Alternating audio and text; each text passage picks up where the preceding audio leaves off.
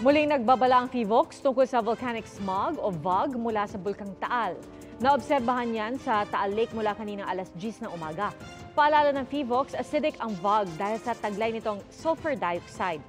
Maaari itong magdulot ng pagkairita sa mata, lalamunan at daluyan ng paghinga. Partikular na dapat mag-ingat ang mga may hika at sakit sa baga at puso, gayon din ang nakatatanda, buntis at mga bata. Sa mga lugar na apektado ng VOG, iwasan muna ang paglabas at isara ang mga pinto at bintana.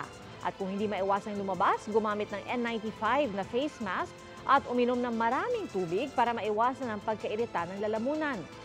Nananatili po sa Alert Level 1 ang bulkan. Mga kapuso, sama-sama tayong maging saksi. Mag-subscribe sa GMA Integrated News sa YouTube. Para sa mga kapuso abroad, samahan niyo kami sa GMA Pinoy TV at sa www.gmanews.tv.